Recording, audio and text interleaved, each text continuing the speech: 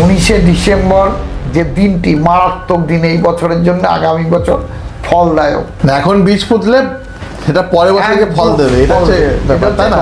এখন বীজ তোমায় পুঁতে রাখতে হবে, তবে সেটা পরের বছর গিয়ে ফল দেবে। এই সূর্য কবচটা কি এই বছরই করতে হবে? হ্যাঁ, এই বছর করতে হবে, আগামী বছরে ফল দেবে।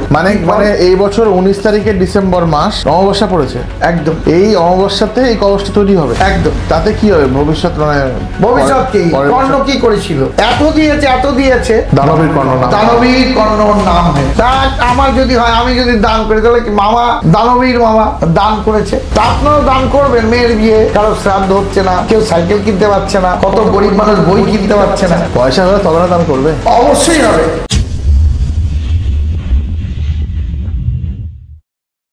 দু একদিন আগে একটা ভিডিও ছেড়েছে নাকি আমি ঠিক জানি না, আমি একটা বড় ভিডিও করেছি 2026-এ সূর্যের একটা গল্প আমি করেছি। কর্ণকে সূর্য কি দিয়েছিল, কেন কর্ণ এত উন্নতি করেছিল, এইসব বিষয় নিয়ে আমি একটা বড় ভিডিও করেছি। তা আপনাদেরকে আবার আমি জানাই, কেন সব সময় সব ভিডিও সবার কাছে যায় না, যার ফলে আমি একটা ভিডিও 3-4টে করে এখন করা শুরু করব।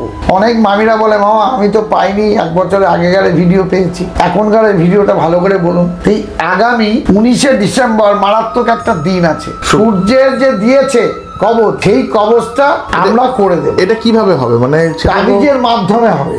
ধরো সূর্য কর্ণকে একটা কবচ দিয়েছিল, কবচ কুণ্ডল দিয়েছিল, যেটা পড়লে সে সবকিছু জয় করতে পারতো। এমনকি সে, তুমি বলছিলে দানবীর কর্ণ হয়েছিল, হ্যাঁ। তো এইটা কিরকম ভাবে মানুষের কাছে পৌঁছাবে তাবিজ হিসাবে? তাবিজ হিসাবে যারা এই তাবিজটা নেবে 2026 ম্যাক্সিমাম ব্যক্তিরই এই জায়গাগুলো পূর্ণ হয়ে যাবে। মানে মানুষের যে সমস্যাগুলো সেগুলো কি পূর্ণতা পাবে?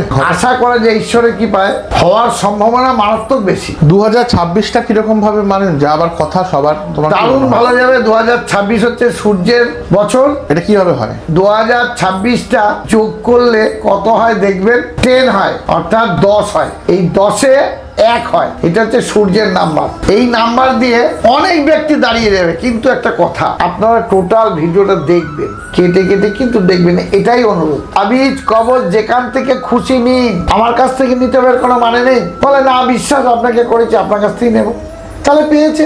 এই সূর্য কবচটা কি এই বছরই করতে হবে? হ্যাঁ, এই বছর করতে হবে, আগামী বছরে ফল দেবে। মানে এই বছর 19 তারিখে ডিসেম্বর মাস অমাবস্যা পড়েছে, একদম এই অমাবস্যাতে এই কবচটা তৈরি হবে। একদম। তাতে কি হবে ভবিষ্যৎ, মানে ভবিষ্যৎ কি কর্ণ কি করেছিল, এত দিয়েছে দানবীর কর্ণ নাম, দানবীর কর্ণর নাম হয়ে। তা আমার যদি হয়, আমি যদি দান করি, তাহলে কি মামা দানবীর মামা দান করেছে, তা আপনারাও দান করবেন। মেয়ের বিয়ে, কারো শ্রাদ্ধ হচ্ছে না, কেউ সাইকেল কিনতে পারছে না, কত গরিব মানুষ বই কিনতে পারছে না, পয়সা হলে তবে না দান করবে, অবশ্যই হবে। আমাদের কাছে করতে গেলে 2800 টাকা খরচা হবে, 2800 টাকা খরচা হবে, এলাকা থেকে করে নেবেন। এই কবচটার যে গুণ, যে ভবিষ্যৎ দেখা যাচ্ছে, মানে 2026টা ভালো হবে। আমি এর আগেও বলেছি, আমি কিন্তু পরীক্ষিত ছাড়া কোনো কিছু করি না। এরপরে আমি একটা সিদ্ধি লাভ করেছি, 94টা কাজ আমার হয়ে গেছে। 101টা দরকার নাকি? হ্যাঁ, আর 7টা হলেই হয়ে যাবে। খুব কাছাকাছি চলে এসেছি, যার ফলে আমার শরীরের কন্ডিশনটা খুব খারাপ। এই কাজ করতে গেলে শরীরের উপর প্রচন্ড প্রভাব পড়ে। সেই প্রভাবটা অনেক ভাগ্নিরা দেখে, জানে, তারা খুব ভালোবাসে। অনেক ভাগ্নি আমাকে মধু দিয়ে গেছে যে মামা তুমি কিন্তু খাবে, তুমি কিছু হয় না জানো। এই কবচটা করতে হোমযজ্ঞ এবং যে তথ্যগুলো আমি দেব, এটা কিন্তু নবগ্রহ নট নবগ্রহ না, কিন্তু মানে এটা টোটালটাই আলাদা জিনিস, এটা টোটালটাই আলাদা জিনিস। সূর্য কবচের যে ব্যাপারটা, মানে সূর্য যে ব্যাপারটা, সূর্য কর্ণকে দান করেছিল, ওকে কি দিয়েছিল, এটা যারা পৌরাণিক লোক তারা কম বেশি কিছু জানে। এই কর্ণকে দান করেছিল, এটা তুই নে বাবা। তা আপনাদেরও এরকম ঈশ্বর দান করবে। কর্ণ দাতা হয়েছিল, তুই কি কর্ণ দাতা, তেরকম কর্ণ দাতা। তা আমিও চাই, আপনাদেরও, আপনার মামা চায় যে আপনারাও কিছু হেল্প করুন, সবাই সেই জায়গাটা তৈরি করুন। আমাদের কাছ থেকে নিতে হবে তার তো কোনো মানে নেই, তার কোনো মানে নেই, যে কোনো জায়গা থেকে সূর্য কবচ করলেই হলো। 2026 সূর্যের নাম্বার আপনারা যোগ করে দেখবেন, 2026টা যোগ করলে কত হয় টোটাল? 10 হচ্ছে 1। 10 মানে 1, 10 মানে 1 হচ্ছে সূর্যের নাম্বার, 1 হচ্ছে সূর্যের নাম্বার। এই বলে গ্রহরাজকে অনেকে আমার সাথে তর্কতর্কি হয়েছে। গ্রহরাজ হচ্ছে সূর্য। অনেক ব্যক্তি জানে না, অনেক গল্প করে শুনেছি, আমি জ্যোতিষী নয়, আমি তান্ত্রিক, কিন্তু কম বেশি আমি এগুলো দেখেছি। আমার ভুল হলেও হতে পারে, কিন্তু মনে হয় ভুল না, মনে হয় ভুল নয়, বাস্তবটাই তুলে ধরি, যার ফলে লোকের জ্বালা যন্ত্রণা বেদনা অনেক কিছু হয়েছে। এই লোক জানে কি করে এত কিছু?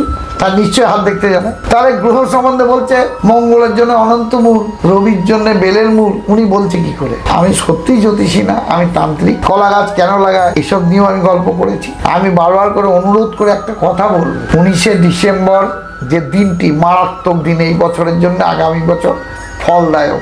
এখন বীজ পুঁতলে সেটা পরের বছর গিয়ে ফল দেবে, এটা হচ্ছে ব্যাপার, তাই না?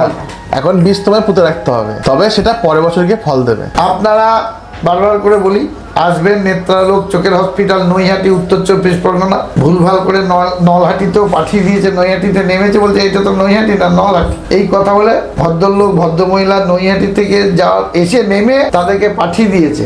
আমাদেরকে ফোন করলেই হয়ে যায়, আমাদের 10টার সময় ফোন করা হয়। উনি মানে শিক্ষিত নয়, বর্ধমান থেকে এসেছিলেন, উনি ভুলভাল করে পাঠিয়ে দুদিন ধরে ঘুরে আমার কাছে এসছে। ওনার পয়সা নেই, রাস্তায় ভিক্ষাও করেছে, পাউরুটি কিনে খেয়েছে। এই কষ্টগুলো যারা জানেন একটু হেল্প করবে। যে এই ভদ্রমহিলাকে নৈহাটি নেমেছে, তারপরে বলছে আমি বড়মার নাম করেছি, এসে নেমেছি, বড়মাকে পুজো দিয়েছি, আপনার কাছে পাঠাইনি, আমাকে নলহাটি পাঠিয়ে দিয়েছে। তাহলে এই যে পাঠিয়েছেন তার কষ্ট, ওনার চোখের জল পড়েছে, আপনার কি হবে ভগবান সেই জানে। এরকম কাজ করবেন না। আর বারবার করে আবার বলবো, আপনারা ভাড়া নিন, 20 জায়গায় 50 টাকা নিন। একটা বৃদ্ধা ভদ্রমহিলার কাছ থেকে 100 টাকা নিয়েছেন, এটা করবেন না। আজ এই পর্যন্ত, আগামী দিন আরো কিছু হবে।